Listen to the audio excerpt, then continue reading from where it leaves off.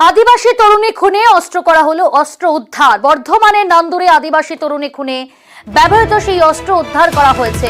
ঘটনার পুনর্নির্মাণ করতে নিয়ে যাওয়া হয় অভিযুক্তকে সঙ্গে নিয়েই গাংপুর স্টেশনের কাছে ঝোপ থেকে মিলল সেই অস্ত্র। ধৃতকে নিয়েই তল্লাশিতে উদ্ধার।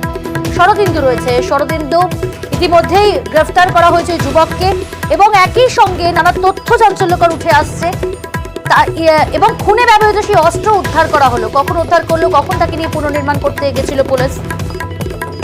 দেখো, গতকাল রাতে পুলিশ তাকে নিয়ে ওই শক্তিগড় এলাকায় যায় এবং যেটা বলার যে গতকালই তাকে আদালতে তোলা হয়েছিল এবং আদালত পুলিশের হেফাজতের নির্দেশ দেয় এবং তারপরই পুলিশ তাকে দফায় দফায় জেরা করে। সেই সঙ্গে এই যে খুনের ঘটনায় যে অস্ত্র ব্যবহার করা হয়েছিল সেই অস্ত্র এবং হচ্ছে যে তার পরনের যে পোশাক তা পুলিশের হাতে পাওয়া কিন্তু খুবই জরুরি ছিল তদন্তের স্বার্থে।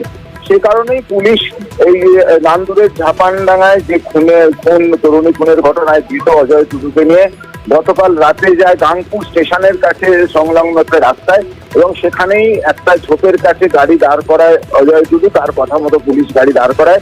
এরপরে সেই জঙ্গলে তল্লাশি চালানোর সময়ই সেই অস্ত্র অর্থাৎ প্রিয়াঙ্কা হাঁসদা খুনে যে অস্ত্র ব্যবহার করা হয়েছিল সেই অস্ত্র উদ্ধার হয় এবং তার পাশ থেকেই অজয়ের সেদিনকার যে পোশাক একটি গেঞ্জি সেটাও উদ্ধার করে পুলিশ। এবং এই যে দুটো সামগ্রী তা কিন্তু এই তদন্তে খুবই গুরুত্বপূর্ণ ভূমিকা নেবে এমনটাই মনে করছে পুলিশ।